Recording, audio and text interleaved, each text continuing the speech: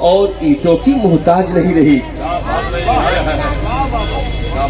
یہ کوئی نہ جانے کہ لمبی عمارت ہوگی تب قرآن یاد ہوگا، یہ کوئی نہ جانے کہ 10 منزلہ بلڈنگ جب بنے گی تب جا کر کوئی حافظ بنے گا۔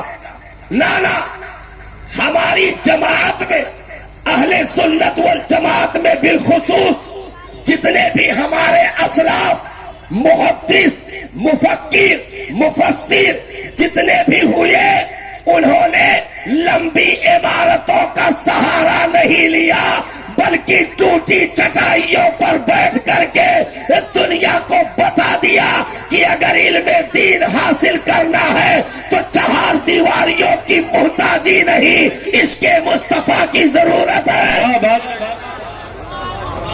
زندہ باد زندہ باد، سبحان اللہ۔ اب اس سے وہ ارادہ خارج ہو گیا کہ اگر عمارت کو نظر لگ جائے تو ان کی تعلیم مٹ جائے گی، اگر جگہ کو نظر لگ جائے تو ان کا علم چلا جائے گا۔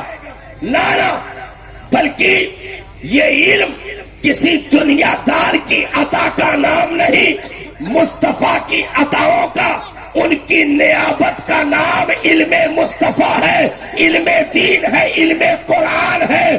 کیونکہ یہ جو ٹوپیاں سروں پہ جگمگا رہی ہے، اگر دنیا داروں کا علم لیے ہوتے تو انہیں یہ جگہ نہ ملتی۔ یہ جگہ دے کر بتا دیا گیا کہ دنیا دار کا علم الگ ہے، مصطفیٰ کے وارثوں کا علم الگ ہے، کیونکہ کل بھی پہرا انہی سے تھا، آج بھی ہے اور صبح قیامت تک رہے گا۔ اسی ہندوستان کی زمین پر ایک بچہ اپنے دادا کے پاس پہنچتا ہے۔ اسی ہندوستان کی زمین پر ایک بچہ اپنے دادا کے پاس پہنچتا ہے اور کہتا ہے، دادا جان خوش ہو جائیے، میں حافظ قرآن ہو گیا، میں نے قرآن کو زبانی یاد کر لیا ہے دادا۔ دادا نے کہا، میرے پوتے مبارک ہو، اللہ تعالیٰ اور مزید تجھے ترقی عطا کرے۔ لیکن چہرے پر وہ خوشی نظر نہیں آئی جو ہونی چاہیے تھی، چہرہ مرجھایا ہوا، گردن لٹک گئی، آنکھوں میں کچھ آنسوؤں کے قطرات نکل آئے۔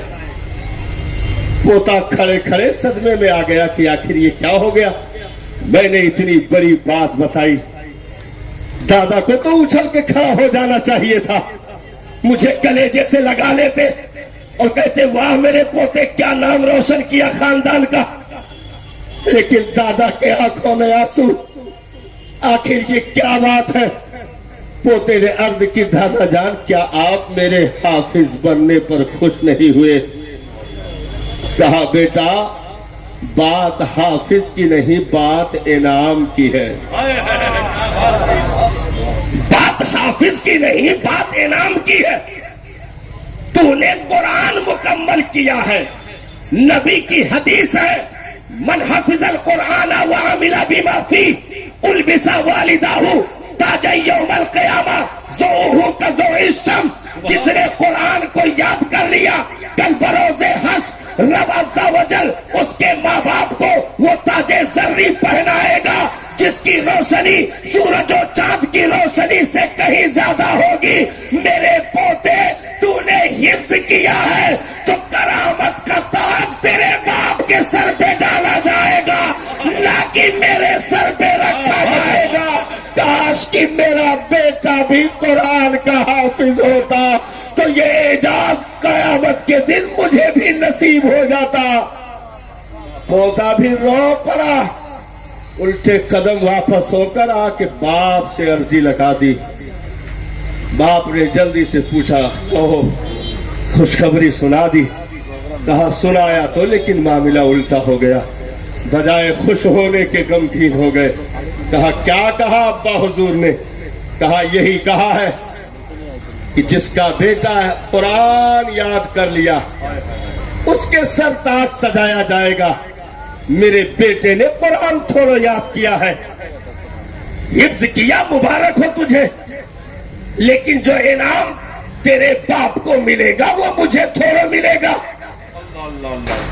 اسی ہندوستان کی زمین پر اس وفا شعار بیٹے نے، ایک غیور بیٹے نے، ایک مجاہدانہ کردار رکھنے والے بیٹے نے، ایک انقلابی کردار رکھنے والے بیٹے نے اسی ہندوستان کی مٹی پر قسم کھائی تھی، جب تک حافظ نہ بنو باپ کو چہرہ نہ دکھاؤں گا. زندہ باد زندہ باد. جب تک قرآن زبانی نہ یاد ہو باپ کو چہرہ نہ دکھاؤں گا. وقت گزرتا گیا، قرآن کلیجے کی تختی پر نوٹ ہو گیا.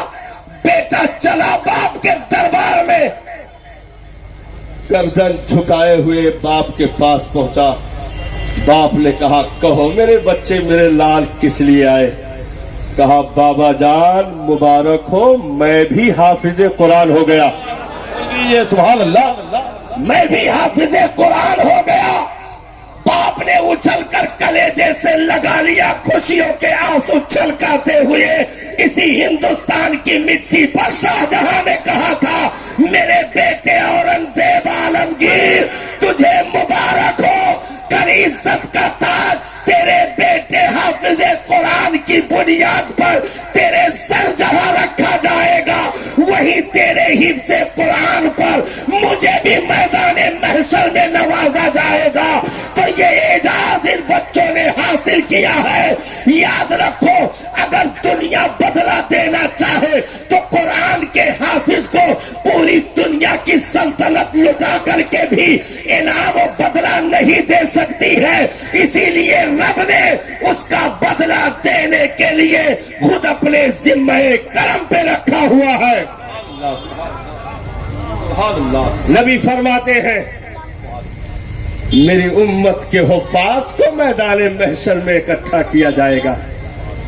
پروردگار عالم ارشاد فرمائے گا میرے پیارے بندے سنا قرآن کا نغمہ جیسے دنیا میں مصلی پر کھڑے ہو کر سناتا تھا.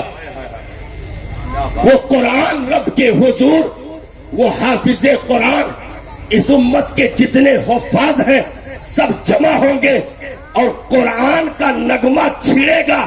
اور ایسے ویسے سادہ الفاظ میں نہیں چھڑے گا بلکہ آیت قرآن کی ہوگی، لہجہ داؤد کا ہوگا. سبحان اللہ سبحان اللہ. آیت قرآن کی ہوگی، لہجہ داؤد کا ہوگا. جب قرآن وہ پڑھے گا نبی فرماتے ہیں 100 درجے جنت کے وہ قرآن پڑھتا جائے گا اور ان درجوں تک رب تبارک و تعالی اسے بلند کرتا جائے گا. وہ سارے درجے قرآن کے تلاوت کی بنیاد پر حاصل کر لے گا. بے شک سبحان اللہ. آج یہاں سے لے کر کے وہاں تک یہ جو سروں پہ ٹوپیاں، رومال اور مسکراتے چہرے جو نظر آ رہے ہیں، یہ صاحب علم کی وراثت کی چمک ہے جو آج چہروں پہ مسکراہٹ موجود ہے. بے شک علم کا وہ جوہر رب نے ہمیں عطا فرمایا ہے، کیونکہ جس دین کی ابتدا اقرا سے ہو اس قوم کو تم جاہل نہیں کہہ سکتے. جس کے باپ کو وہ علمہ آدم الاسماء کلہا کا تمغہ دے دیا گیا ہو اس قوم کو تم جاہل نہیں کہہ سکتے. جس قوم کے لیے جس کے پیغمبر نے اسلام کی پہلی جنگ میں قیدیوں کو اس شرط پر آزادی کا اعلان کر دیا ہو کہ تم میں جو پڑھا لکھا ہے ہمارے لوگوں کو پڑھنا لکھنا سکھا دے، ہم اسے چھوڑ دیں گے، کوئی فدیہ نہیں لیں گے، کوئی قیمت نہیں لیں گے، صرف وہ پڑھنا لکھنا سکھا دے تو ہم ایسے جانی دشمن کو بھی معاف کرنے کے لیے تیار ہیں، فری میں چھوڑنے کے لیے تیار ہیں. ایسے انقلابی نعرے پیغمبر انقلاب کی زبان فیض ترجمان سے اسی زمین پر لگے. وہ قوم مسلم ہے جس کی رہبری مصطفیٰ نے کی، جس کی نگہبانی مصطفیٰ نے کی، جس کی پرورش مصطفیٰ نے کی، جس کو